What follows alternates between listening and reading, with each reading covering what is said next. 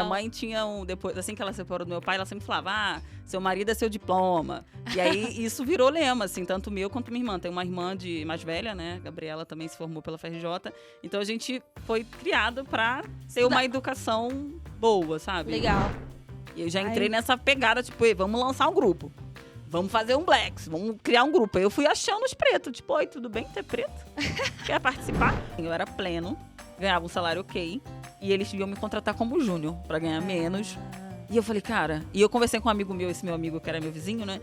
Ele falava, Karina, só entra no mercado de trabalho de São Paulo. Você entrou, mesmo que você ganhe menos, você vai ver. Daqui a um tempo você já tá lá em cima, é outra parada.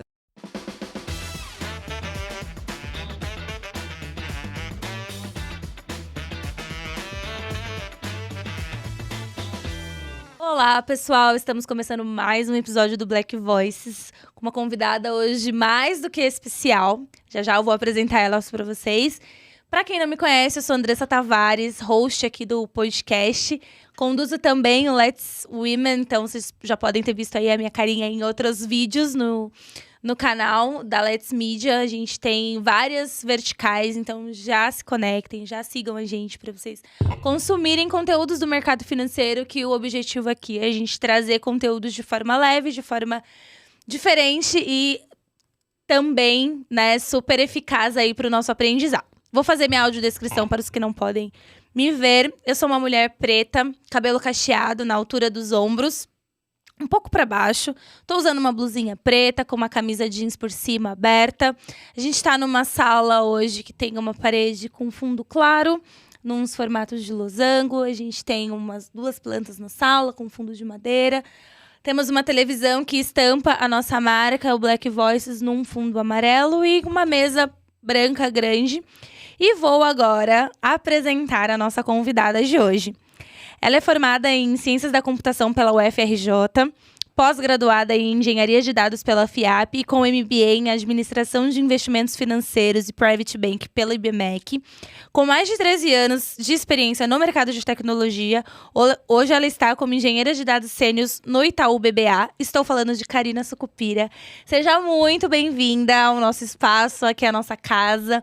A ideia é a gente ter um bate-papo, conhecer um pouco mais de Karina, conhecer o que a Karina faz, quem é a Karina, de onde a Karina veio.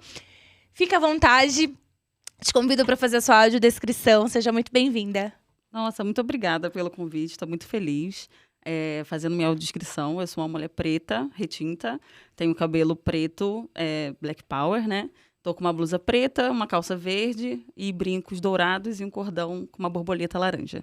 Maravilhosa, gente, maravilhosa. Bom, pelo sotaque, já deu para ver que Karina não é paulista. Karina, conta um pouco, antes da gente falar de mercado financeiro e formação e trabalho aqui, e dados, que é muito do que você atua hoje.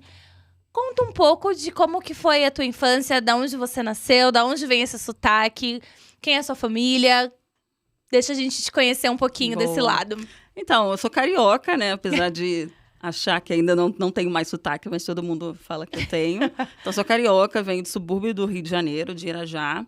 Sou filha da Georgina e do Agnaldo. Fui criada pela minha mãe depois dos 13 anos, né? Acabei sendo criada só pela minha mãe. E é isso, assim. Fui criada nesse lugar mais de subúrbio, pagode, roda de samba.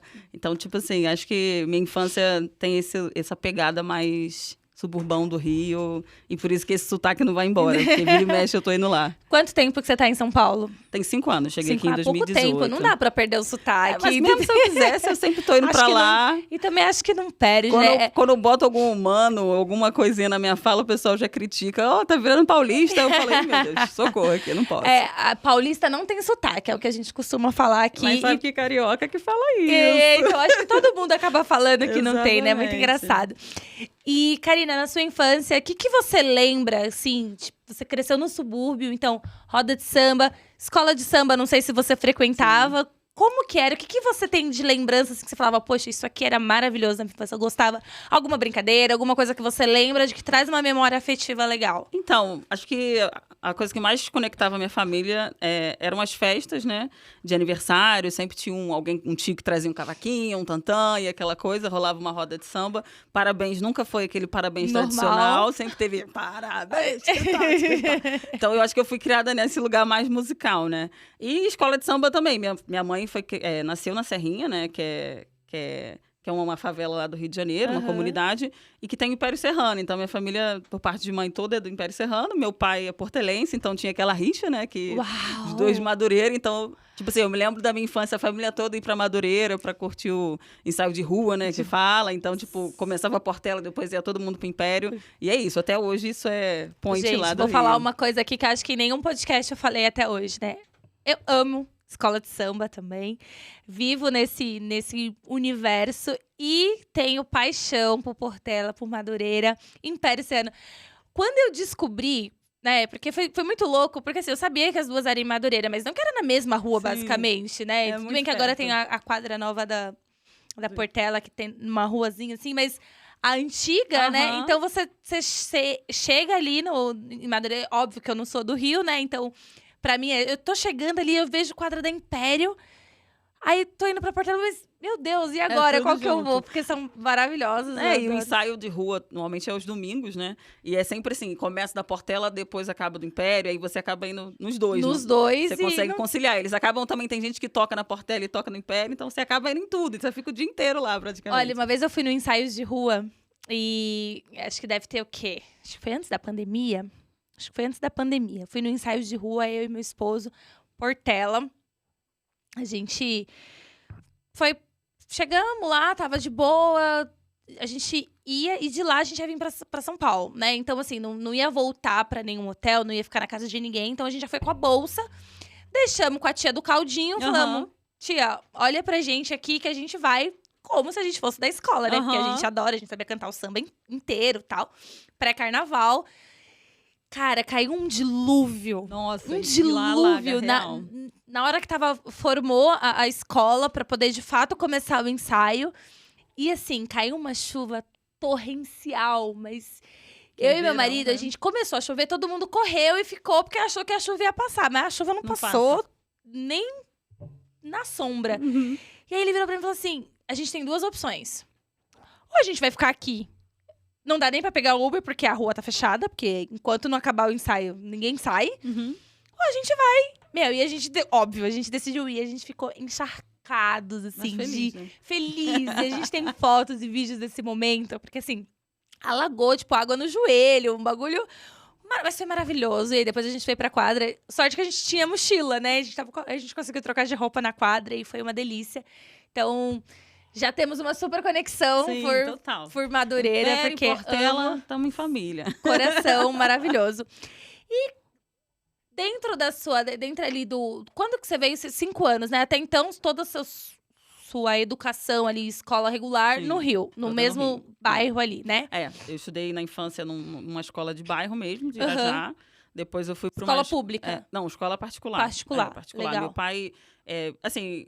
Uma das coisas boas, né, que meus pais me deram foi a educação, né? Minha mãe é funcionária pública do estado do Rio de Janeiro, enfermeira aposentada agora, né? E meu pai é funcionário da Petrobras. E eles sempre me incentivaram muito a estudar. Legal. Minha mãe tinha depois, assim que ela separou do meu pai, ela sempre falava, seu marido é seu diploma. E aí isso virou lema, assim, tanto meu quanto minha irmã. Tem uma irmã mais velha, né? Gabriela também se formou pela FRJ. Então a gente foi criada para ter uma educação boa, sabe? Legal. A gente, às vezes, não tinha roupa maneira, mas a gente estava numa escola particular, porque era isso que a gente foi criada, que a gente precisava estudar numa escola boa, assim, e tal. E quando você estava na época da escola, você olhava assim, falava, pô, quando eu crescer, eu quero ser médica, enfermeira, você tinha referência da sua mãe? Ou não, quero trabalhar com tecnologia. Você já tinha o quê por tecnologia? Ou o que você... sei lá, sonhava? Então, e é engraçado porque eu sempre, assim, quando a gente vê pessoas bem-sucedidas, sempre tem aquela coisa da infância que a criança era, tipo, prodígio e era super inteligente. Eu era zero isso. Eu acho que eu fui, durante um bom tempo, a pior aluna da escola. A mais bagunceira, a mais que não conseguia, sempre ficava em recuperação. Até minha 7ª série foi assim, eu sendo a pior da turma. Quando foi, porque minha mãe sempre falava assim, meus primos, a maioria dos meus primos ali, eles pararam na 7ª série. Eles não terminaram a 7ª série. E minha mãe botava um terror, porque eu sempre fui... A que dava trabalho, minha irmã e era a que super... poderia ir por esse caminho e falava, acho que sua mãe olhava e falava, meu Deus. Socorro. Tipo isso. O que eu vou fazer pra essa menina passar da 7ª série? E eu tinha explicadora, então eu estudava praticamente o dia inteiro. Eu era a última a sair da explicadora e tal. Então, assim, minha irmã era super inteligente. Ela tirava 9, 10, eu, tipo, ali na média, quase não passando, sofrido assim. E eu fiquei com isso na cabeça de se eu não vou passar da 7ª série. E na 7ª série eu virei a melhor aluna. Uau! Em matemática, que era tipo terror, assim. Eu ensinava para meus colegas as matérias ali. E eu não sei, assim, o que fez a minha mente virar, mas acho que o medo de parar na 7ª série fez eu sair do, tipo, nada para virar a melhor aluna de matemática. E eu comecei a gostar muito de matemática. Porque quando eu comecei a entender matemática, eu fiquei apaixonada por matemática. Que até então, para mim, era tipo... Era o caos. Era o caos da vida. vida. Gente, tem esperança ainda. Pais, não surtem. Se seus filhos não gostam de matemática hoje. Pode ser, tudo pode mudar. Pode ser que virem, sei lá, uma engenheira de dados sênior de um banco grande, alguma coisa assim, nesse sabe? Nível. Pô, legal. E quando chegou na época, de fato, de prestar vestibular, quais que eram as suas opções? Você nasceu essa paixão por matemática e você falou, bom, vou pro mundo de TI, ou você ainda tinha dúvida de algum outro curso? Então, na época do vestibular, foi bem tenso, porque uma das coisas que meu pai fez foi, eu não pago faculdade, mas vocês têm que estudar em faculdade pública e eu pago o curso que for, que vocês precisarem, 3 anos, 5 anos de cursinho, mas vocês vão ter que estudar na faculdade pública. Isso já é um peso, tipo, ai meu Deus, morri aqui, né? Vou parar. Se eu não passar... já era. E para mim foi muito desafiador, porque eu sempre tive medo de fazer prova, assim, né? Até hoje eu tenho alguma coisa assim, vou fazer uma prova, eu fico meio, ai meu Deus, isso aqui é uma prova. Pode ser sobre um assunto que eu domine muito. Falou em prova, terapia tá aí, né? Eu faço terapia até hoje por causa disso. E então, tipo, na época, eu fiz vestibular para engenharia elétrica, fiz vestibular para engenharia química. Tudo que tinha matemática envolvido, eu era boa também em física, em química. Eu acabei prestando vestibular para várias faculdades ao mesmo tempo, né? Então, eu fiz 5 vestibulares ou 6 provas, porque antigamente, né, eu sou um pouquinho mais velha do que o pessoal que tá aí. Então, era uma prova para cada faculdade. Não tinha o Enem, que era tipo, global. Que você consegue usar a nota para poder fazer. Eu fiz vestibular em 2008, 2007 ali. Não passei de primeira, né? Então, fiquei um ano inteiro só estudando para vestibular. E passei para todas. Só que eu queria computação porque eu fiz aqueles testinhos vocacionais. Hoje não tem, né? Aquelas revistinhas que você faz. E dava sempre... Acho que já é online. Nossa, era revistinha. Era revistinha. E eu gostava muito daquelas revistinhas de lógica também. E aí, nesses testes, saía para eu fazer matemática. Aí eu ia lá. Salário de um professor de matemática. Eu falava, acho que não quero ser professora. Talvez eu não queira ser professora. E eu via que computação e informática ainda era uma coisa que falavam que era o futuro. Era uma coisa meio tipo, informática. Não tinha aquela coisa... Hoje todo mundo sabe que trabalhar com tecnologia é o boom, né? Todo mundo tá entrando no mercado de tecnologia. 2007, 2008 não era tão assim. Eu fiz vestibular em 2000... Assim, saí da escola em 2005. Foi na época que eu comecei a pensar... O que eu vou fazer da minha vida?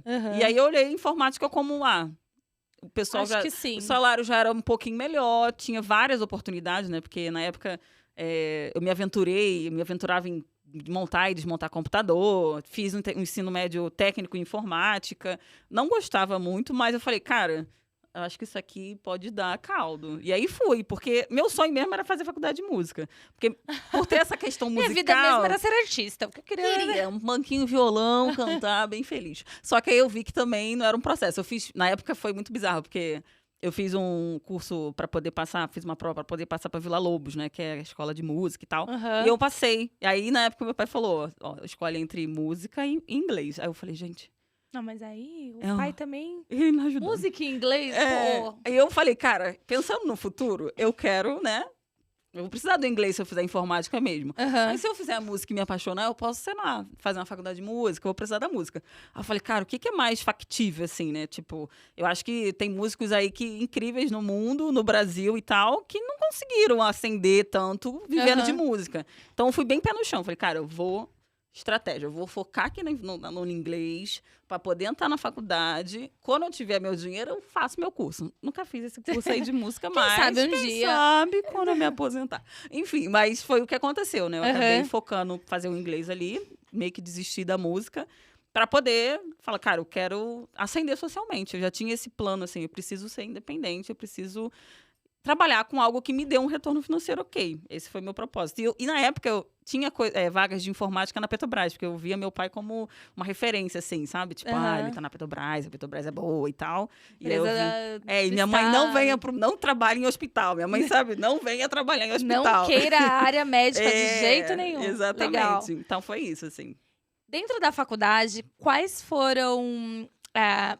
qual que é a tua visão? Qual que foi a tua visão de expectativa versus realidade? Porque quando a gente idealiza fazer faculdade, ainda sem até muitas referências, e a gente fala, mano, esse rolê aqui não era nada do que eu pensava. Como foi pra você? E aí, quantas mulheres tinham na tua sala? Quantas pessoas pretas tinham na tua sala? E qual era a média do curso? E quantos conseguiram se formar? Porque tem esse rolê também, né? Uma galera entra, mas que sai mesmo. Ou saem, porque saíram, né? Mas não se formaram. Não se forma. Né? Eu entrei em 2008, né? Primeiro semestre de 2008. E pra mim foi um baque, porque eu não passei de primeiro, eu passei pro segundo semestre e fui remanejada. Então eu já entrei na segunda semana de aula ali, né? Então, tipo, o pessoal já tava, na verdade, segundo dia de aula que eu entrei, né? O pessoal já se conhecia, tinha grupo e tal. E quando eu cheguei, tinha eu, de preto, e mais um garoto, numa sala de 60 alunos. E de mulheres éramos 5. E aí, eu era a única preta. Só que na hora do trote, que foi... A gente teve a aula ali, aí na hora do trote entraram os calouros e veio uma menina negra me pintar e tal. Só que ela falava com um sotaque diferente.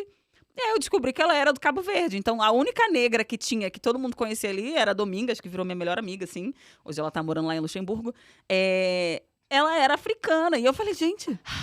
A única negra que tá aqui não é daqui. E ela veio me perguntar, ela veio me abordar, porque ela também achou que eu era africana. Ela falou, nossa, você é de qual país? Maravilhoso!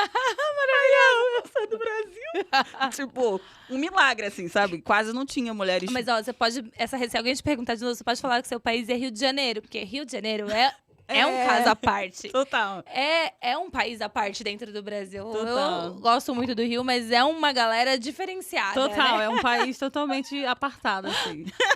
Maravilhoso. E aí, passou ali o período do trote, como que era o dia a dia universitário na UFRJ? Era integral o seu curso? Era integral, a gente chegava tipo 8 da manhã, saía às 5.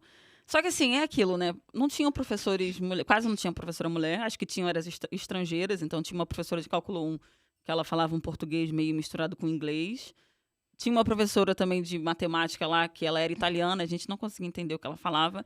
E os homens eram homens brancos, assim, né? Não tinha referência nenhuma de... Pra ter ideia, a primeira professora negra que eu fui ter foi no meu 5º período de faculdade. Então, assim, eu tava ali já num ambiente super... Foi muito difícil permanecer feliz na faculdade, porque...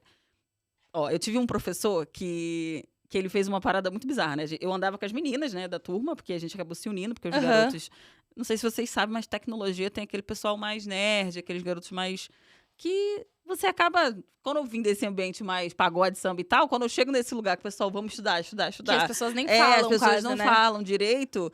Minha turma era muito de nerd, assim. Eu acho que o primeiro semestre, sempre falam isso, né? O primeiro semestre vestibular é sempre os mais nerds, no segundo vem o pessoal mais de boa, assim, sabe? Que foi ficando pro final. Que foi... E eu as passei notas pro não eram segundo, tão sabe? melhor. Eu poderia ter ficado no segundo, mas eu tava tão ansiosa. Talvez se eu ficasse no segundo seria mais tranquilo. E aí, o que acontece? Tinha um professor que, quando ele foi ensinar uma matéria de circuitos lógicos, que assim, já é uma matéria meio bizarra, assim, meio difícil. A gente perguntou, né, e meus colegas perguntamos, a gente falou que estava com dúvida, e ele chegou pra gente e falou assim, então vou explicar pra vocês 3, que eram 2 amigas minhas que a gente andava junto, assim, né. Ele chegou explicando assim, a princesa é esse fio. Aí começou a explicar como se fosse príncipe e princesa, sabe? Nossa! Aí a gente ficou assim, é sério que ele tá fazendo isso? Então era um ambiente totalmente não inclusivo, assim. O cara tratava a gente como, sei lá, como se a gente fosse, sei lá, ignorante, assim, sabe? E isso era muito ruim. Só que ao mesmo tempo, porque eu acho que eu vivo muito nessa coisa do desafio, né? Deu pra ver que quando minha mãe falou, você vai parar na 7ª série, eu fiquei a melhor na 7ª série. E aí eu comecei a entender que eu era essa pessoa, tipo, é a princesa? Então tá, debocha de mim, vai. E aí eu comecei a ter que correr muito atrás pra conseguir me formar e tudo mais, assim. Eu saí dessa aluna ótima da 7ª série e entrei na faculdade e falei, a realidade tá aqui. Eu não sou tão boa quanto eu imaginava, assim. Mas foi um desafio bem tenso, assim. E dentro do seu período de faculdade, você teve que trabalhar em algum momento? Como que foi a sua primeira relação com dinheiro? Então, na faculdade eu achava que ia dar pra ficar de boa, só fazendo... Só só estudando. estudando e tal. Só que começou a pesar, assim, né? Meu pai era separado da minha mãe, ele dava uma pensão relativamente baixa na época, né? Que era o que dava. E a gente precisava pagar, eu precisava comer lá e tudo mais. Então, eu consegui entrar na empresa Júnior, que foi empresa que não tinha salário nem nada, mas quando tinha algum projeto, a gente acabava ganhando um dinheirinho ali. Só que era um dinheirinho mesmo, tipo, sei lá, R$200 num projeto, sabe? Aham. E R$200 hoje não é nada, antes também não era tanta coisa, mas já era algum dinheiro. Só que demorava muito. Assim que você entrava, você tinha que ficar pelo menos uns 6 meses só aprendendo para depois começar a participar de projeto. Então, isso para mim não valeu muito a pena, assim. Eu falei, cara, eu Aham. não vou conseguir me manter. E eu já entrei na JCM no segundo semestre, porque eu sabia que eu precisava ter uma renda. Porque minha irmã já estava na faculdade, ela fazia faculdade de letras lá, e ela já fazia iniciação científica. Então, ela ganhava, sei lá, uns R$400. E eu falei, cara, eu preciso entrar, já conseguir uma iniciação científica para conseguir Pra já dinheiro, já conseguir. para conseguir desafogar, né? Porque era caro se manter ali, comendo, passagem todo dia. Aham. E aí eu fui conseguir uma vaga para trabalhar no laboratório de VoIP, né? Que é voz sobre IP, que tem a ver com redes, que não tem nada a ver. Eu odiava, mas eu fiquei ali uns 2 anos, porque tinha uma bolsa de R$500, o pessoal era legal, e eu aprendi muito sobre redes, sobre essa parte, que é uma coisa que eu não gosto até hoje. Mas na época eu precisei saber e foi importante, assim. Quando você comentou que você não gostava, quando você estava estudando, você já viu ali, em qual momento, na verdade, dos períodos, você falou, é isso que eu vou fazer, tipo, é nisso que eu vou me especializar, porque é um leque, né? Ai, demorou, gente. teria... Demorou muito. Demorou? Como que foi esse processo? Ai, demorou muito. Porque, assim, eu trabalhei nesse laboratório 2 Aham. anos, aí na época era R$500, e eu consegui um estágio depois, né, de 2 anos, que eu comecei a ver que R$500 já não estava dando, um estágio fora da faculdade, que era pra trabalhar com programação, em Java. Que eu também não gostava muito de programar, mas eu falei, cara, eu preciso... E era o triplo, né? Era R$1.500, 4 horas. Eu falei, gente... Pô, aí... Vou ficar rica aqui jogando dinheiro pro alto, sabe? Porque R$1.500 naquela época era muito maior que o salário mínimo, sabe? Tipo, Aham. isso fala em 2010, 2011, sabe? Então, pra mim, foi importante fazer esse movimento de sair, só que eu meio que caguei com a minha faculdade, porque integral, eu saía da faculdade na hora do almoço, não fazia as matérias de tarde, fiquei quase 1 ano e meio nesse processo. E aí tinha isso, né? Sua nota cai, a professora te chama lá, a coordenadora, olha, vamos ter que interromper seu estágio. Então eu fiquei fazendo isso de voltava. Tanto que, se você olhar no meu LinkedIn, tem lá 3 anos de estágio, porque eu fazia esse processo de Aham. pegar pouca matéria e ficar fazendo estágio para poder ter grana. Porque acabou que eu comecei a gostar de trabalhar, porque aí eu ia para a empresa, eu trabalhei dentro da Boritec, eu trabalhei dentro da Chevron.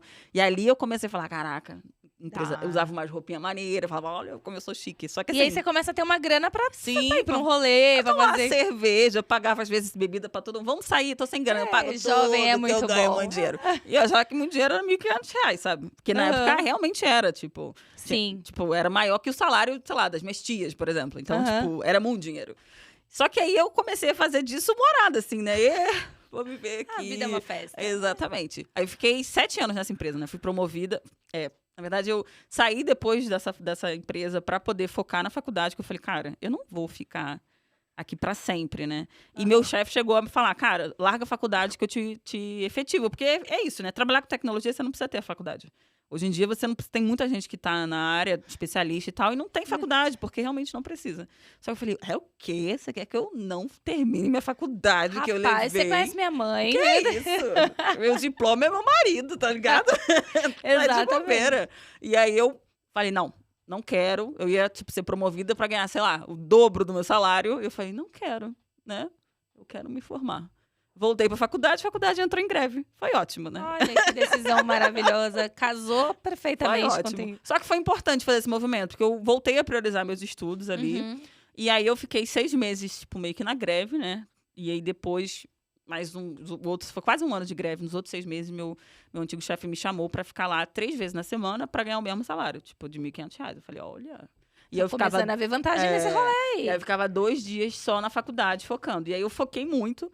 E foi isso. E depois que eu terminei a faculdade, fui Aham. efetivada e comecei a trabalhar, ganhar dinheiro e tal.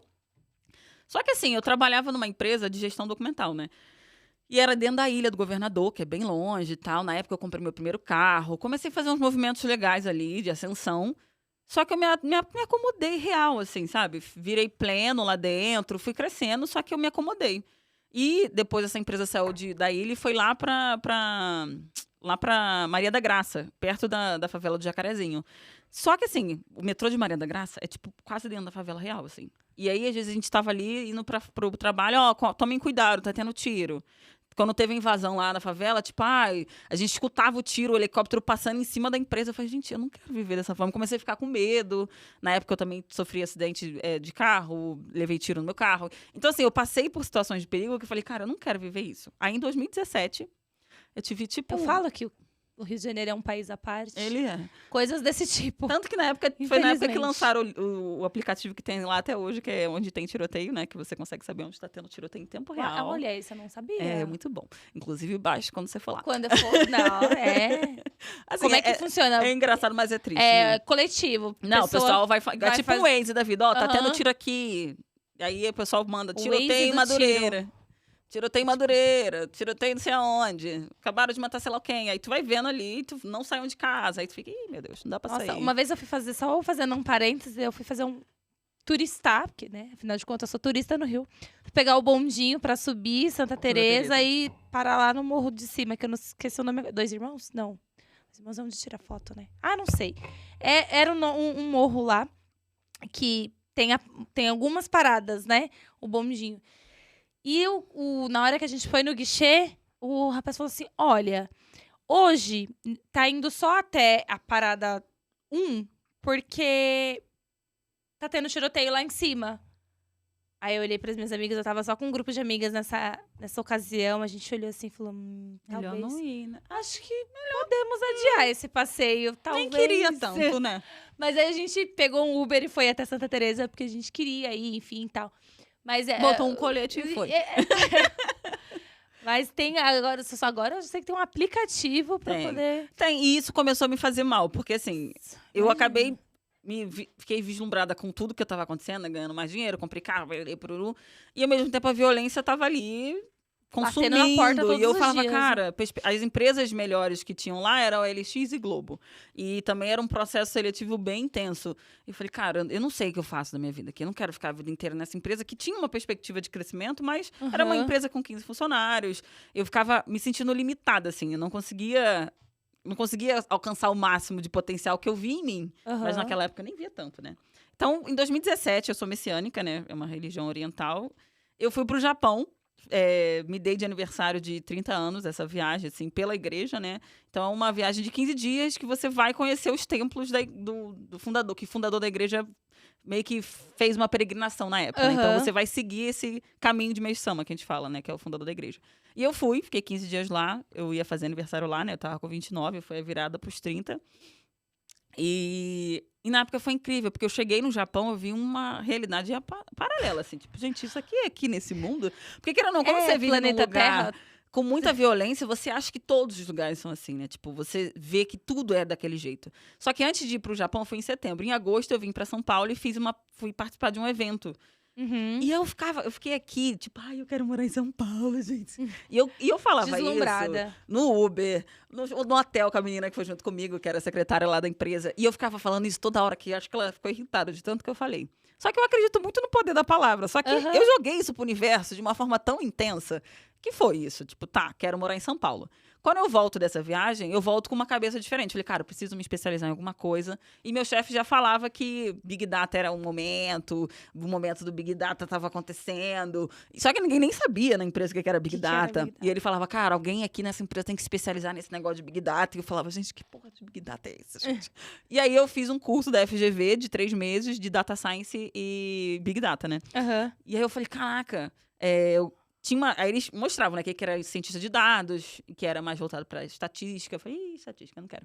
E aí tinha o engenheiro de dados, que estava começando a ser estruturada essa carreira de engenharia de dados, mas tinha a ver com o que eu fazia, porque eu era desenvolvedora back-end, né, de Java, e o engenheiro de dados acaba sendo o back-end ali de dados, né? De dados. E eu falei, caraca, que maneiro. E aí eu falei, quero fazer isso aí. E aí, num dia aleatório, uma sexta-feira, eu indo pro centro, né, pra tomar cerveja com os amigos. Meu chefe foi comigo, que ele morava em Copacabana, a gente pegou o metrô, e ele falou, Karina, tô querendo pagar 2 MBA lá pra empresa, pra você e pro Vinícius, você topa? Aí eu falei assim, claro, Claro, eu nem pensei, tipo... Só que, Nem assim, era titubeou, né? era em São Paulo, ó. Tô querendo que vocês se especializem e tal. Tô pensando, você topa? Eu falei, cara, claro que eu topo. Só que ele achava que eu não ia aceitar. Eu falei, pô, quero com certeza, vou com certeza. Chegou na segunda-feira, eu falei, e esse MBA? Qual é desse MBA? Não vai ter esse MBA mesmo? Qual é da MBA? E aí foi quando eu comecei, tive a oportunidade de vir aqui para São Paulo para fazer o MBA da FIAP. Só que assim, agosto eu vim para cá fazer um evento. Setembro eu fui, agosto de 2017 eu vim para cá participar do evento. Setembro eu fui pro Japão. Quando foi em novembro ali, eu fiz esse cursinho de 3 meses. Fevereiro eu já estava vindo estudar aqui.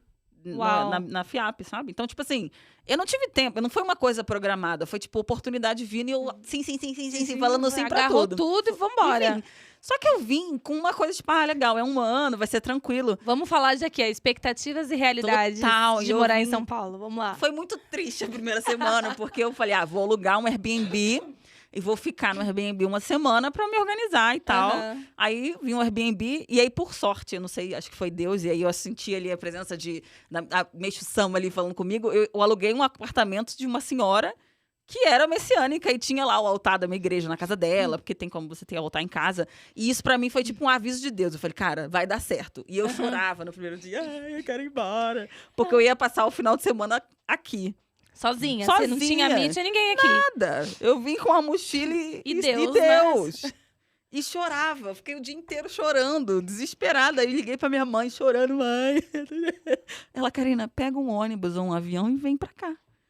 Era a sua primeira experiência também morando sozinha? Sim. No Rio você sempre morava morou com a minha seus pais. mãe, Sua E mãe, aí no minha caso. irmã já era casada, morava com o marido, morava eu e minha mãe só, né? Então foi tudo ao mesmo tempo, assim. Eu assisti a aula, acabou a aula de noite, eu fiquei mega perdida, porque eu era ali na aclimação, né? Não é tão simples. E eu aluguei um Airbnb na Bela Vista. Então, tipo, era muito doido, assim.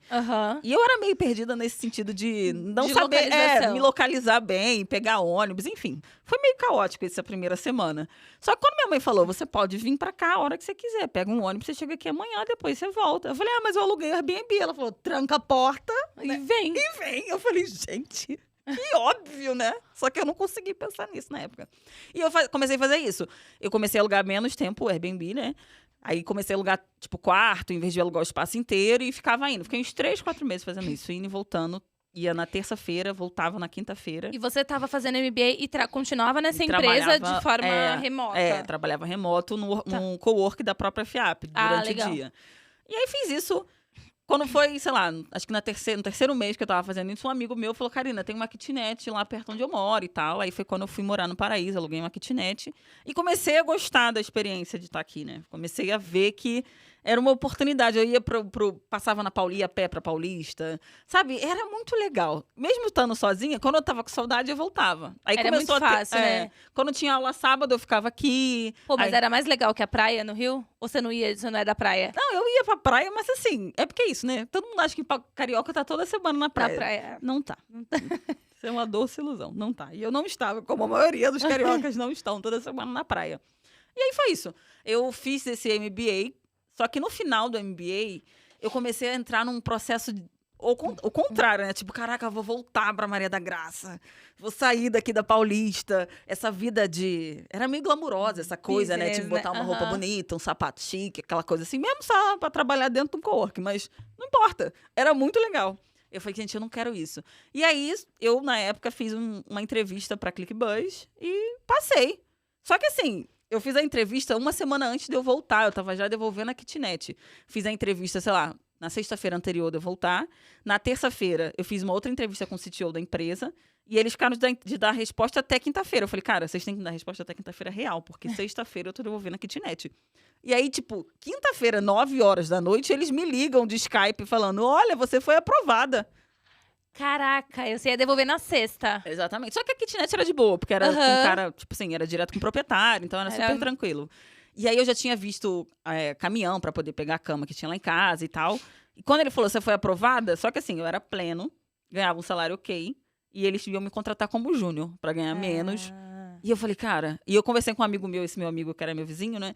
Ele falava, Karina, só entra no mercado de trabalho de São Paulo. Você entrou...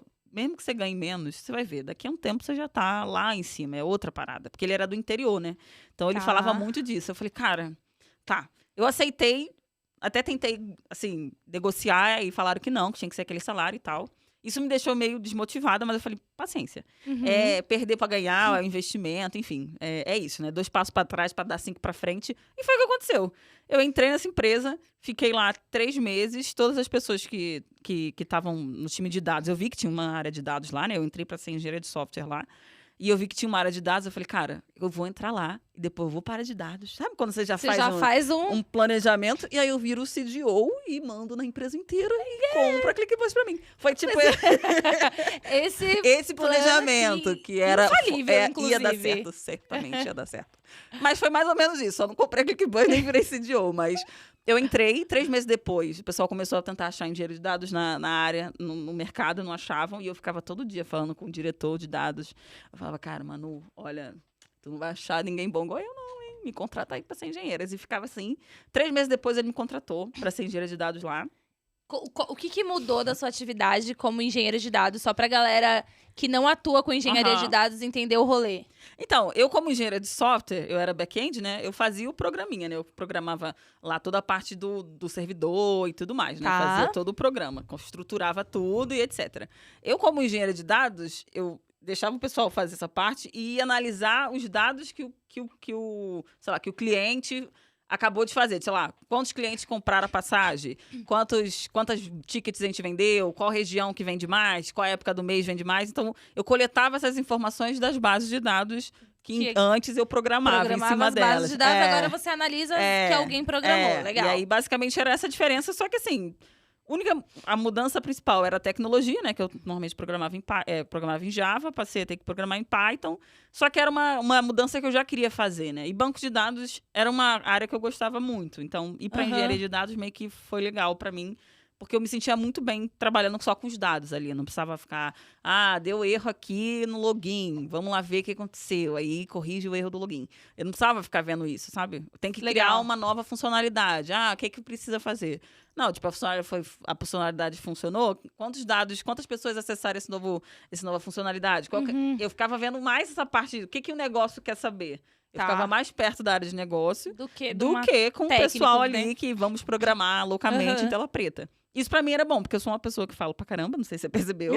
E pra mim era ótimo. Eu comecei a ter acesso ao CEO da empresa, eu conversava ali pra tentar entender. Quando o dado dava problema, Karina, deu problema. Eu falava, gente, o CEO tá com problema, né? Tipo, era isso.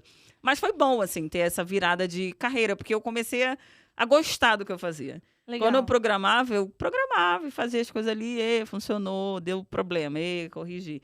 Era isso, sabe? Você não vislumbrava um certo crescimento, pode-se dizer assim? Até tinha, mas assim, ser desenvolvedor é como se você fosse mais um. Hoje tem muitos, né? E engenharia de dados, pra mim, foi tipo assim, cara, tinham 3. Quando eu entrei na área, os 3 saíram. Ficou só eu ali, eu fiquei sozinha. E eu consegui manter a parada funcionando, assim. Foi um desafio pessoal pra mim. Foi tipo assim, eu tô agora sabendo o que eu sei, entendeu? Tipo, então a ClickBus foi tipo esse lugar. Eu sei fazer a parada, me respeita, por favor. Sabe? Tipo, eu me senti nesse lugar. E aí, depois a ClickBus vendia passagem de ônibus online, né? Pra quem não sabe. E teve a pandemia, né? O que aconteceu na pandemia? Ninguém viajou. As pessoas ficaram em casa porque tinham Covid na rua. E aí, 80% das vendas da ClickBus foram lá pra baixo. E o pessoal teve layoff. E eu falei, gente, eu não fui demitida, porque eu era uma das poucas. Tinha mais um menino na minha área. Depois ele entrou, contratamos mais um. E eu já tava como pleno, né? Então, tipo assim, 1 ano e 2 meses, eu entrei como júnior. Eu fui promovida 3 vezes na ClickBus. E o meu salário super aumentou. Então, tipo assim, eu dei... Já tava valendo a pena ter aceitado os passos pra trás, né? Total, super. E aí, quando foi pandemia, eu falei, cara, ferrou. Eu já tava pensando em voltar pro Rio, aquela coisa toda. Mas eu já tava morando com a minha ex-namorada aqui. Então, eu falei, cara, eu não quero também desfazer de tudo pra voltar. Parecia que eu ia estar regredindo, assim, né? E eu tenho bronquite, então o meu medo era pegar Covid. Porque eu falei, gente, se eu pegar essa parada, eu vou... morrer. Vou lá ver o outro plano, que eu não tô muito afim, não.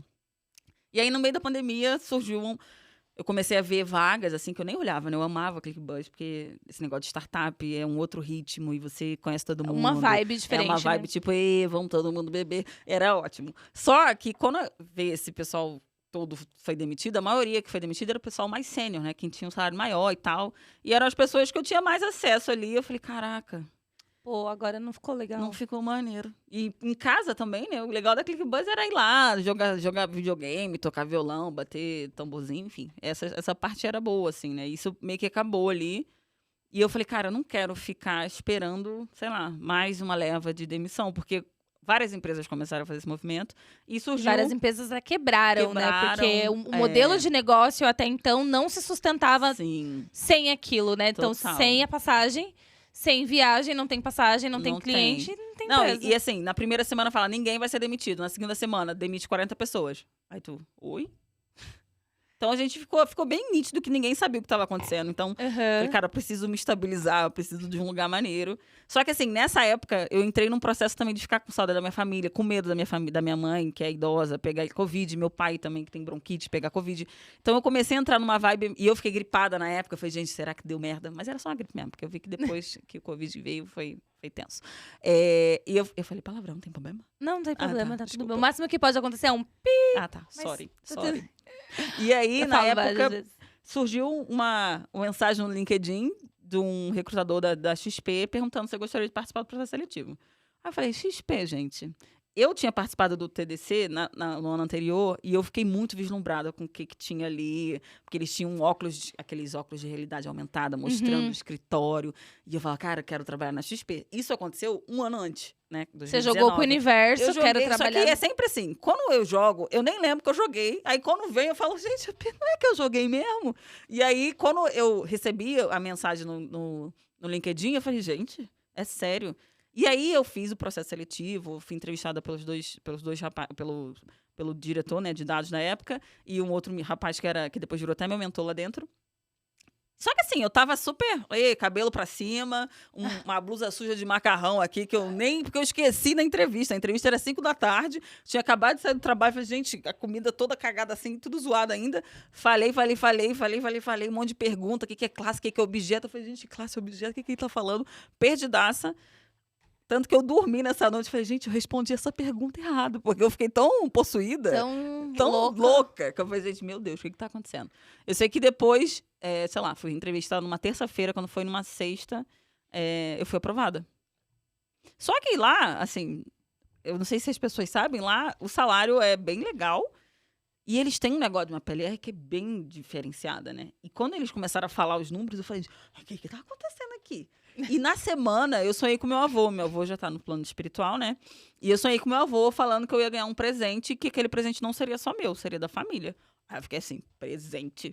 Que eu vou ter que dividir. Eu tenho que dividir com a família. E aí, quando veio isso, de entrar pra XP, pra ter uma maior estabilidade financeira, querendo ou não, porque querendo ou não, o mercado financeiro bombou na pandemia, né? Sim. E poder ter acesso a recursos, vendo que minha família estava mais vulnerável, eu poderia, de alguma forma, ajudar minha família. E quando eu fui contratada, eu já recebi um dinheirinho ali para ser contratada, que eu falei, gente, estão me pagando para entrar numa empresa? Sabe? Foi uma coisa muito fora da caixa. Eu falei, é isso. Aí, sempre quando eu tinha PLR, eu pegava e fazia uma distribuição para minha mãe, para minha irmã e para minha tia. Que são as pessoas que a gente é bem próxima, assim, né?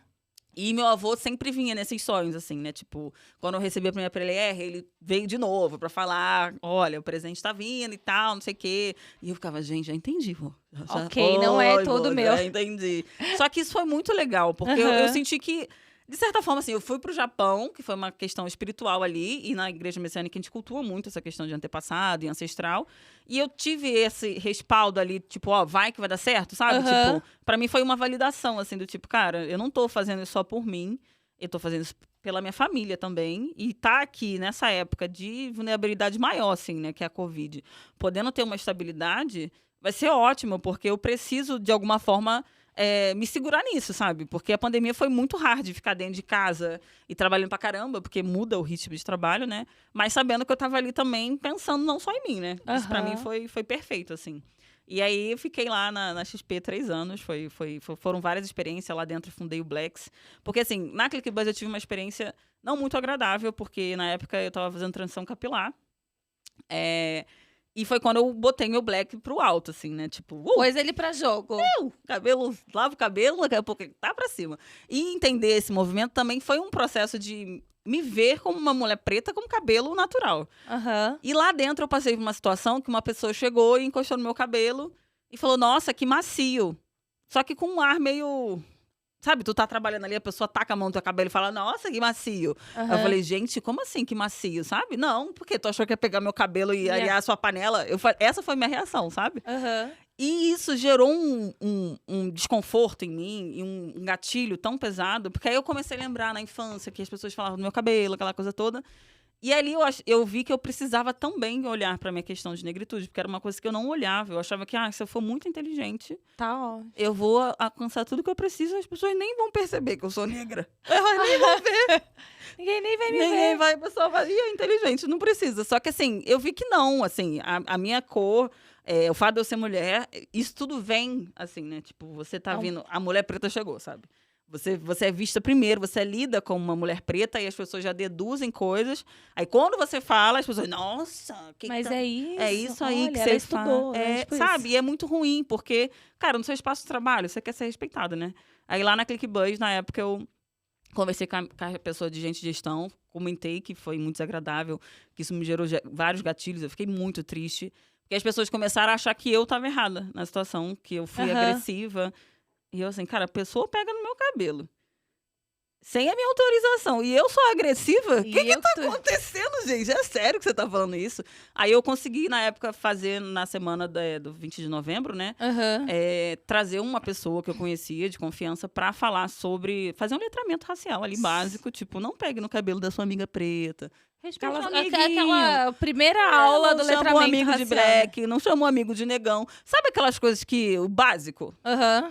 E aí foi muito interessante, porque o pessoal começou a ter uma visão de coisas que é óbvio, mas ninguém nunca falou. Que aí, pra mim, foi tipo, cara, fudeu, eu vou ter que falar sobre isso também, porque eu vou ter que falar, eu não vou conseguir viver num espaço que eu não me veja e não fale sobre isso, porque eu preciso que as pessoas me respeitem nesse lugar também. Aham. E aí isso foi muito, muito forte. E acho que o fato de eu ter feito esse movimento, divulguei no LinkedIn, também me deu a oportunidade de ir para a XP. E lá, a menina de diversidade viu esse post e falou, olha, a gente também quis te trazer porque a gente viu que você fala sobre negritude e tudo mais e tal. Eu falei, tá. E aí lançaram o Seja, né, que era o grupo, lá na XP, o grupo de LGBTQIA+, me chamaram para participar da live de abertura, para representar a letra L, né? Porque eu sou uma mulher lésbica. E eu fui. Só que eu vi que lá dentro isso também foi um pouco diferente, assim. Na minha primeira avaliação de desempenho, saiu lá. Parabéns por você falar que é homossexual. Eu fiquei assim, gente, avaliação de desempenho? Oxi. É o quê, gente? É sério? Aí eu comecei a ver que eu precisava ter existia uma linha tênue entre, tudo bem, vamos falar de diversidade, mas eu preciso ser reconhecida também como uma boa profissional. Porque senão você entra num lugar que, tipo assim, ela está aqui porque Por ela causa fala disso. do blacks, ela fala Ou de negritude. É um lance de ela tá aqui pra cumprir a meta, pra bater, pra Sim, cumprir você a é só um cota. token e tal. Exato. É péssimo. E como que foi essa sua experiência de, cheguei no mercado financeiro? Porque até então você não era um mercado que você trabalhava, você estava numa startup de passagens, né? E esse rolê. Como que foi para essa mulher preta, lésbica, chegar no mercado financeiro que é majoritariamente homem, branco, cis? Como que foi? O que você via ali? Era pandemia, você estava home, mas você tinha interação. Como que eram teu ambiente? E, emendando já numa próxima pergunta, quais foram os desafios? O mercado financeiro te trouxe desafios técnicos que você falava, putz, ou não? Foi uma coisa tranquila de levar ali na sua função de engenheira? Então, quando eu entrei, primeiro que eu fiquei muito, tipo assim, desacreditada, porque eu achava que era algo too much, assim, né? Era um lugar totalmente que eu nunca iria acessar.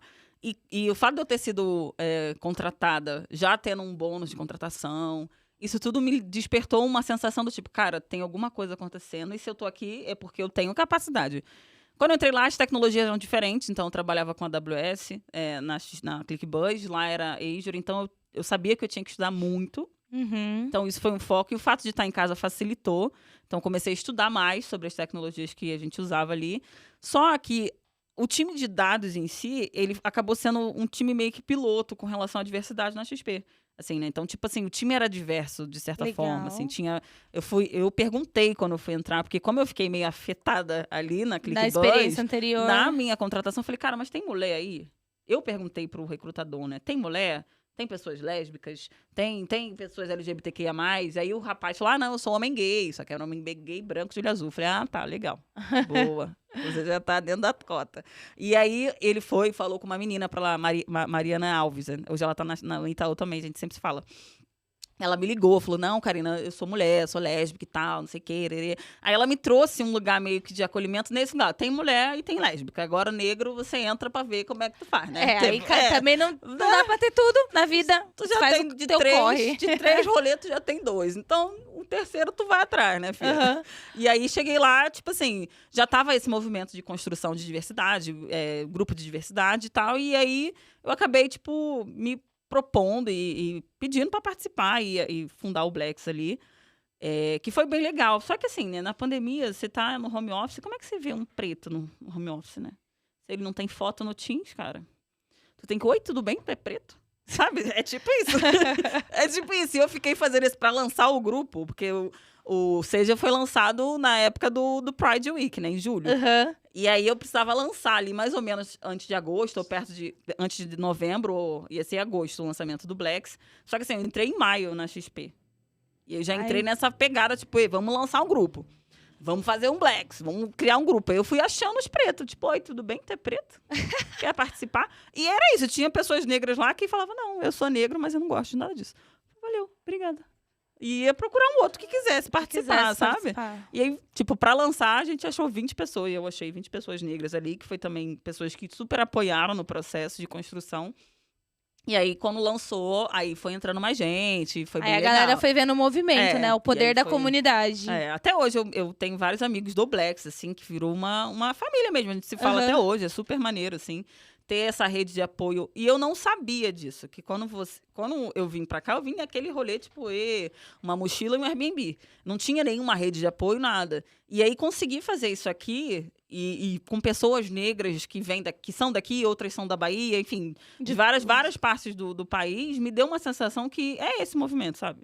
A gente precisa se unir de alguma forma, porque é muito ruim se sentir sozinho nos espaços. E às vezes você vai ser o único do seu time. Mas se você se comunica com as outras pessoas da empresa inteira, você vai ver que você não tá tão sozinho assim. E tem coisas que acontecem contigo que não acontecem com outra pessoa, você consegue trocar. E inicialmente o grupo veio com essa ideia de ser um lugar de acolhimento mesmo, sabe? Tipo, meu chefe falou isso pra mim. Pô, vamos ver se tem como levar pra ouvidoria. Enfim, um espaço seguro ali, né?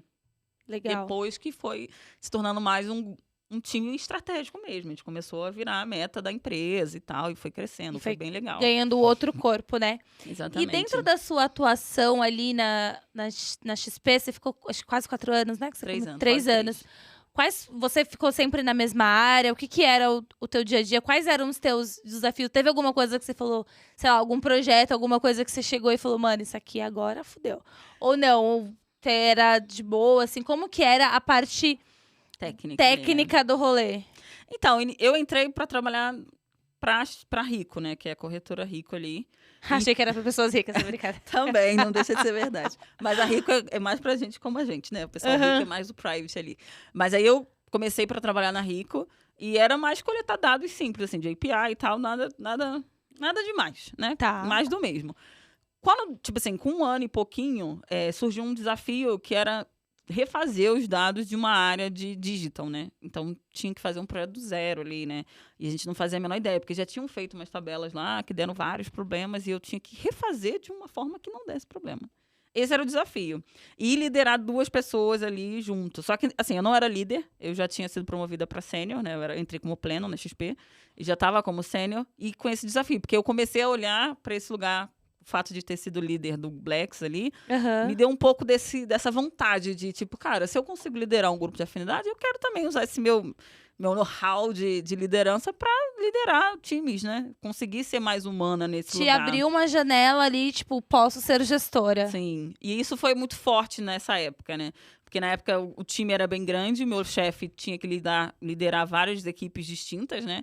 E aí ele falou, Karina, toca aí essa área, vai liderando aí. Tinham 2 pessoas júnior no time e você vai ser a pessoa, confia em você, faz seu rolê. Eu falei, tá bom, vou fazer meu rolê. E foi esse desafio, cara, eu preciso mostrar valor para esse projeto e esse projeto tem que ser feito de uma forma diferente.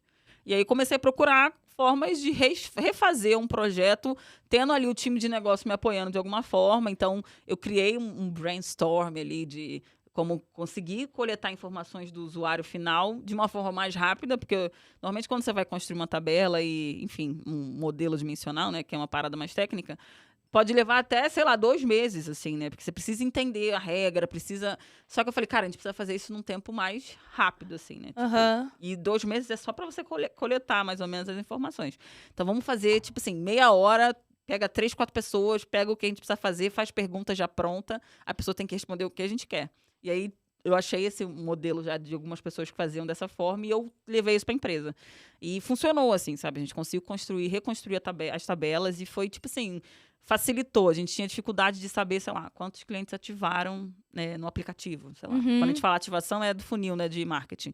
Que clicou numa campanha e foi até o final, foi até né? o final. Isso a gente tinha esses números muito, tipo assim, acho que é 3, acho que é 20, sabe? E a gente conseguiu trazer isso de uma forma estruturada, assim, sabe? E na época, a gente tinha um time e eu acabei meio que fazendo um papel meio de co-líder do processo ali, sabe? De liderar o projeto e fazer do jeito que eu queria. E falar, cara, vai ser assim e vai dar certo. E deu. E foi um... Foi um sucesso. Ah, bacana. Tanto que quando eu saí da XP, eu saí, tipo, deixando uma vaga de tech lead lá.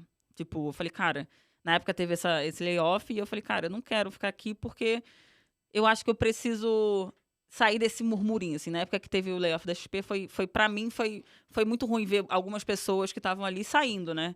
E eu continuei. Na época quiseram me promover a Tech Lead. Eu falei, cara, não. Eu acho que minha história aqui deu. Já dei meu nome. Beijo. Beijo, beijo. Não me liga. E aí, consegui, fiz processo seletivo pro Itaú, né? Foi assim que aconteceu. Que você chega no Itaú. E como que, né, você tava ali numa posição, já tinha feito o seu nome na XP. E aí tem o lance XP, Itaú, XP. Mas não vamos entrar em polêmica, não vamos polemizar neste rolê. Como que foi agora, você entrou num banco, né? Então, você sai de uma corretora, vai para um banco gigante, com milhares de funcionários, que tem milhões de clientes. O que você se deparou? Porque, assim, a gente tá falando de volume, né? Sim. Dados. Sim. Então, sei lá, vou fazer um exemplo bem simplório. Você tinha 100 dados na XP para tratar. Aí você vai ter agora 1000. Como que foi essa relação? Como que foi o teu primeiro contato? O que mais te impactou quando você chegou no Itaú? Então, acho que o que mais me impactou e que foi legal, assim, eu voltei, assim, eu tinha uma oportunidade de virar líder, e aí eu falo, não é o momento, vamos aqui pro Itaú. O Itaú foi para uma vaga sênior, então eu ia continuar sendo uma pessoa técnica ali. Quando eu chego no Itaú, eu me deparo com o desafio de falar, caraca, eu preciso aprender muita coisa. Porque uma coisa é você aprender, sei lá, AWS para sua vida, para trabalhar numa empresa, startup. Outra coisa é você aprender AWS para trabalhar no Itaú. Tudo é isso, tipo, aprendi Java. Java do Itaú. É diferente. Qualquer pessoa que trabalha em tecnologia vai entender, que trabalha no Itaú vai entender.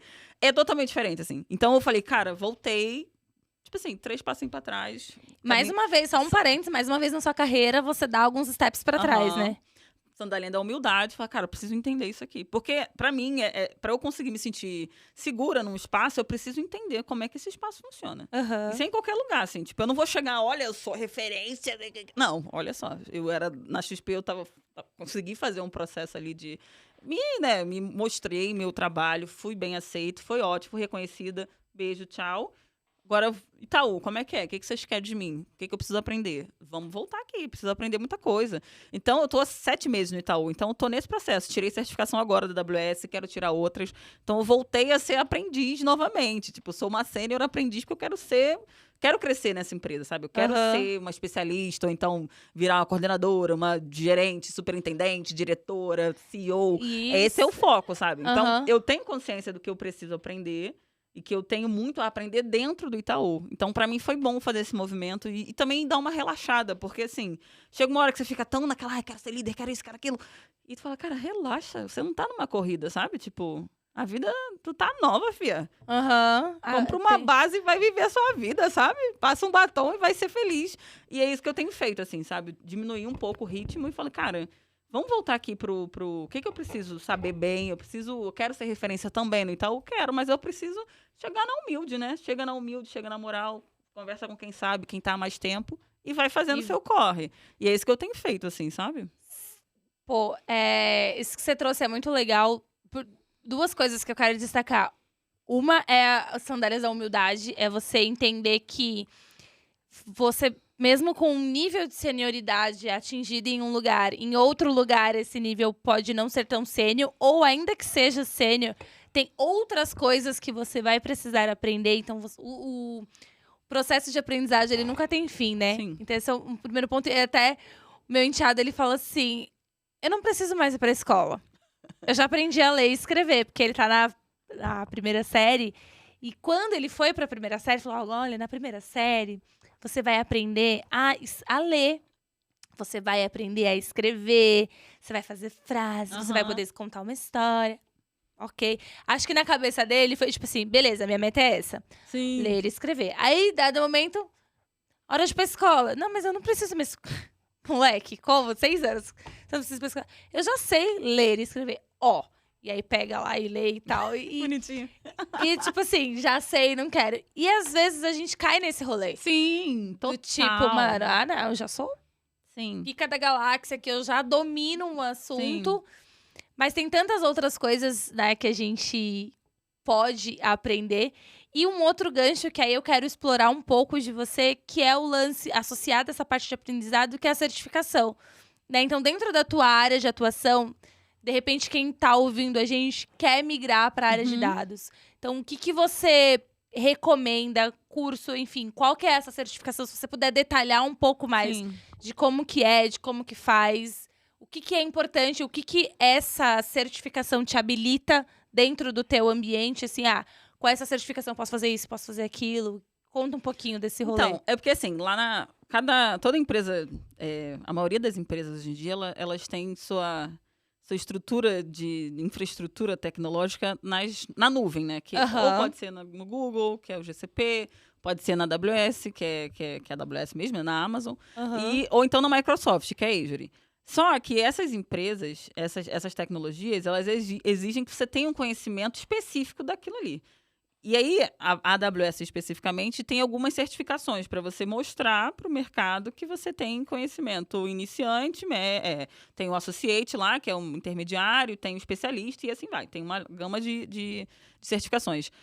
O banco estava meio que incentivando que todo mundo tirasse a primeira certificação, que é a Partition, que é iniciante ali, a básica, porque você vai ter conhecimento dos serviços que a AWS tem. Será que posso fazer um comparativo aqui para quem atua com a rede de agência? Seria tirar CPA 10. Exatamente. É tipo, entrei aqui... Tenho que ter ali, porque ali é o mínimo pra você começar ali, pra você mostrar que tá sabendo ali o rolê.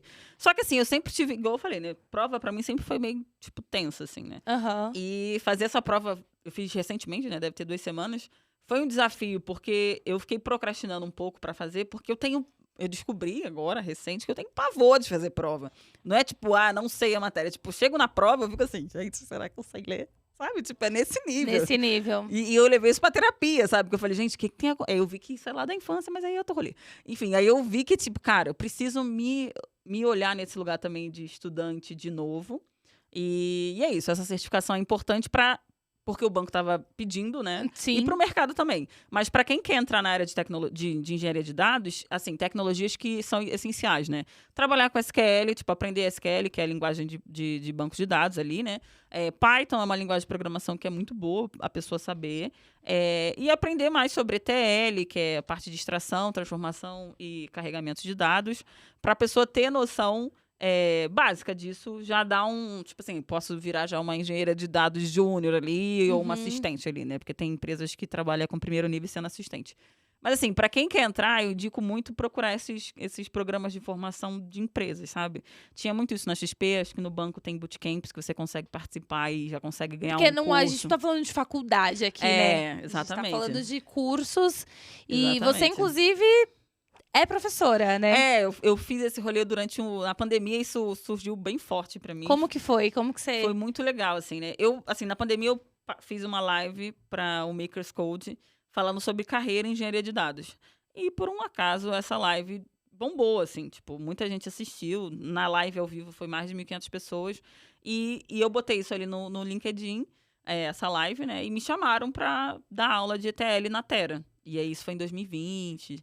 E eu fiquei fazendo esse processo durante uns 2 anos e pouco e tal. E aí eu comecei a dar aula de SQL, enfim, fui fazendo alguns cursos lá dentro. Foi bem legal pra mim, sabe? Tipo, porque me deu a sensação. Eu saí desse lugar também de só saber pra mim e comecei a também Compartilhar conhecimento. E parece que quando você compartilha o conhecimento, você aprende mais ainda. Porque às vezes uma dúvida que uma pessoa tem, às vezes você não sabe responder. Você vai olhar ali na hora, às vezes fala, isso aqui eu não sei. Sabe, é muito legal ter esse lugar de poder ajudar outras pessoas a aprender o básico, né? Porque eu dou aula básica, assim, né? Não dou Sim. uma coisa mais avançada e tal, porque também não é o foco hoje da minha carreira. Mas me ver nesse lugar de ensinar foi muito legal, assim. Foi muito rico pra mim. E eu comecei a sair desse lugar de tipo, cara, eu não sei sobre isso. Não, eu sei e eu consigo ajudar outras pessoas, sabe? A gente tem muito dessa autocrítica e julgamento do tipo, eu só vou compartilhar se eu for PhD no rolê. Sim. Ou se de repente eu Total. tiver Harvard no currículo, e que uma eu parada... posso, sei lá, ensinar pra outras Sim. pessoas, né? E é uma parada muito louca, porque em 2017, naquele rolê de falar coisas... Teve uma... Em 2017 eu ainda estava na outra empresa lá no Rio de Janeiro, né? Uhum. Teve um evento que foi na Quinta da Boa Vista e a gente tinha que falar nossos projetos de pequeno, curto, médio e longo prazo. E na época eu lembro que eu falei que curto prazo eu queria fazer um MBA, médio prazo eu gostaria de curto prazo era terminar uma parada, precisava terminar a faculdade, na época acho que eu não tinha terminado. Médio prazo eu gostaria de fazer um MBA, que era 3 anos ali. E no longo prazo, que era 5 anos, eu gostaria de fazer palestras em eventos. Esse foi o rolê, assim, tipo... esse vídeo foi gravado, sabe? Foi gravado isso. Só que foi assim, joguei pro universo. Tipo, Só que é bizarro, porque ano passado eu dei 2 palestras pro Sebrae num evento enorme, assim, de marketing, né? Falando sobre tomar decisão baseada em dados. E quando aconteceu esse evento, eu me dei conta que era 5 anos da época que eu gravei o vídeo lá, falando que eu queria ser palestrante e tal. E foi muito incrível, assim, também ter essa oportunidade de falar em evento sobre algo que eu domino, assim. Hoje eu posso falar, cara, eu conheço sobre dados. Eu consigo explicar. Na primeira aula que eu dei ali, na primeira palestra que eu falei online sobre engenharia de dados, eu falei pensando, cara, minha mãe vai assistir, porque foi no YouTube. E ela sabe falar, mãe, o que eu faço? Ela sabe falar o que eu faço, porque eu falei pra quem, sabe? Porque às vezes quando a gente vai participar de uma palestra técnica, as pessoas falam com tanto aquelas palavras difíceis, tu fica assim, gente... Mas o que é mesmo? Por que tá falando assim, sabe? Não consegue falar uma palavra mais fácil pra acessar todo mundo ali, sabe? Então, tipo assim, todas as minhas aulas de palestra, eu sempre é nessa pegada. Tipo, cara, eu preciso ensinar, sei lá, minha sobrinha de 6 anos, ela precisa entender o que eu tô falando. Mesmo que ela não saiba, ela vai entender a palavra que eu tô falando, assim, sabe? Pra quem não entende, assim, se você puder resumir. Então, já que você trouxe esse gancho, eu vou aproveitar. Resumir, sei lá, em uma frase, o que o engenheiro de dados faz e como que é importante para a tomada de decisões. Aí junta as 2 palestras no... Então, o engenheiro de dados hoje, basicamente, ele vai pegar as informações que foram geradas nas bases ali, né, nos sistemas da empresa, vai conseguir extrair todas as informações ali relevantes para o negócio e vai dar para alguém, normalmente o cientista ou o analista de dados, tirar algum insight daquilo. Então, o engenheiro, ele é a pessoa que coleta os dados, transforma em alguma coisa rica ali e dá para o analista e o cientista analisar. Então, basicamente, é quase um coletor de dados. Ele é a pessoa que extrai as informações para o negócio tirar insight. Estrutura para as pessoas tomarem a decisão. Então, tudo... E hoje tudo é dados, né? Sim. Hoje... E é bom porque é isso, né? Tipo, pensar que tudo é dados é pensar que você consegue tirar dados de qualquer coisa, assim. Nessa palestra que eu fiz na Makers Code, eu fiz uma extração de uma base do IBGE dos nomes mais frequentes das pessoas. Então, a gente conseguiu ali, sei lá, em 3 minutos finais da palestra, eu consegui mostrar que Maria, em 2001, era o nome mais usado, sabe? Tipo, esse tipo de coisa que ninguém sabe, sabe? Tipo, eu peguei uma base de dados, falei, olha quantas Marias tem aqui, e consegui ver o top 10 de nomes mais usados. Se você quiser dar um nome pro seu filho, talvez você não queira dar Maria, porque já tem muita Maria no mundo, sabe? E são coisas, esse tipo de insight que o negócio quer, sabe? Saber como é que o usuário está acessando o meu aplicativo. Às vezes a pessoa criou uma funcionalidade que ninguém nem sabe usar, sabe? Será que está usando? Como é que eu vejo se está sendo bom? Porque é isso, né? Antigamente as pessoas criavam funcionalidades e criavam... com certeza o cliente vai gostar disso aqui. nem Será? acessa, Aham. sabe? Então, hoje você tem a oportunidade de saber o que seu cliente quer. E as empresas precisam dessas informações. E essas informações estão lá, tipo, todo cliente clica no botão, essa informação está lá, sendo gerada. Você precisa só, um engenheiro vai lá e coleta essa informação e fala, ó, cientista, tira alguma coisa aí que vai trazer um insight. Ou analista, analisa aí pra gente. Hoje em dia, lá no Itaú, eu também analiso os dados, porque não tenho analista hoje na área. Então, também estou começando a ter essa coisa de analisar os dados mais profundamente, que é um skill novo para mim, porque antes eu só fazia essa coleta mesmo. E é isso, sabe? Você conseguir extrair, tipo assim, conhecimento Pô, mesmo. através disso eu Caraca. posso fazer isso, né? É tipo assim, cara, essa funcionalidade não é legal porque o usuário clica nesse botão primeiro e a ideia era clicar nesse, sabe? Coisas que você nem prevê, o dado te fala, sabe? Você não precisa... Eu acho, sabe? Você tirou o achismo da parada. Você não acha nada, porque o dado tá falando isso aqui. Então, para com o seu achismo aí. Você é a pessoa que vai falar, cadê o dado? Exatamente. Cadê Mas o dado hoje em que dia comprova é isso, isso? né? A cultura data-driven é isso. Tipo, parou do achismo. O achismo é importante em alguns aspectos, as pessoas já têm um conhecimento ali, têm uma experiência, mas nem sempre é o fundamental, assim. Hoje em dia as empresas conseguem ver que, sem dado, a gente fica meio que quase sem saber o que está acontecendo. A gente fica meio, tipo, nadando e morrendo na praia, sabe? Tipo, é isso. Ficar perdido, né? Literalmente. Total. Vou aproveitar que você é boa de jogar pro universo e quero fazer um exercício aqui de futurologia. Aham. Como que você vê a carreira de dados, de engenharia de dados, de análise de dados e de dados como um todo, como você vê daqui a alguns anos, né? Então, a gente está falando aí no mercado financeiro que veio o Open Finance, ainda está num processo de implantação, que o coração do Open Finance é justamente compartilhamento de dados. Vai vir moeda digital, então a gente vai ter o mundo físico e digital cada vez mais ali se conectando. Como que você enxerga essa carreira, essa profissão aí daqui a alguns anos? Então, eu acho que vai... Sim, eu tenho a sensação que vai ser um pouco parecido com a parte de programação, né? Que foi aquele boom, precisava de muito, muito, muito.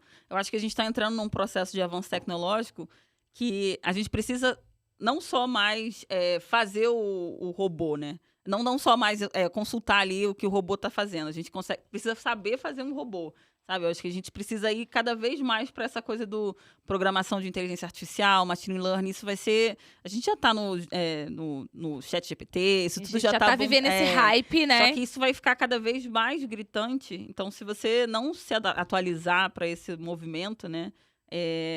Você acaba que não vai acompanhar o processo. Então, acho que é isso. O futuro é machine learning, o futuro é inteligência artificial. E isso já está acontecendo, o futuro já está sendo agora. Então, acho que daqui a um tempo a gente vai ter muito carro inteligente rodando por aí. A gente vai ter cada vez mais casas inteligentes, sabe? Tem alguma coisa assim muito maluca, muito bizarra que você fala, mano, talvez um dia a gente chegue nisso? Alguma coisa que você viaja na maionese, assim?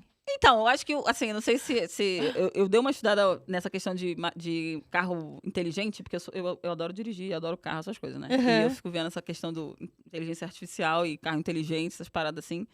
E o maior desafio hoje do carro inteligente é saber, por exemplo, um acidente, né? Quem ele vai proteger? A pessoa que está dentro do carro ou a pessoa que está fora do carro? Esse é o maior desafio de... Tipo, num atropelamento, por exemplo? Numa colisão. Situação.